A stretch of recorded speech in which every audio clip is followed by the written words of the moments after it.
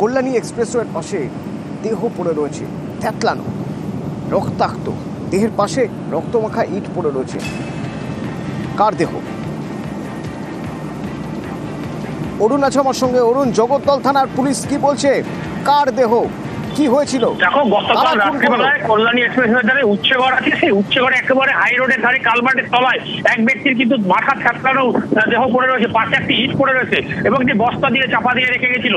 এই ঘটনায় কিন্তু এলাকায় চাঞ্চল্য ছড়ায়। আজকে সকালবেলা এলাকার দোকানদাররা দোকান খুলতে এসে দেখে যেখানে দেহ পড়ে আছে। তারপর জগদ্দল থানা পুলিশকে খবর দিলে পুলিশ তদন্ত নেমেছে। এই ব্যক্তির বাড়ি হচ্ছে এর ভাটপাড়া পৌরসভার এর 14 নম্বর ওয়ার্ডের বাড়ি। এর নাম হচ্ছে মোহাম্মদ কামাল উদ্দিন।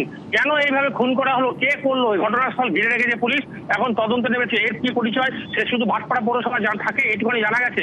এর কোনো রাজনৈতিক পরিচয় আছে বা অন্য কোনো সম্পর্ক আছে সেটা কিন্তু এখন খতিয়ে দেখছে পুলিশ। ধন্যবাদ।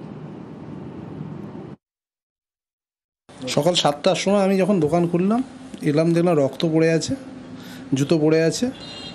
দেখে থানাকে কমপ্লেন করলাম, জানালাম, ফোন করে জানালাম। ওরা এসে এবার তলাতে একটা বডি বের, এই আর কিছু। ওই কালভার্টের নিচে।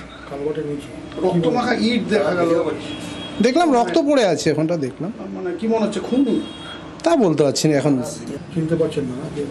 না, আমি চিন্তা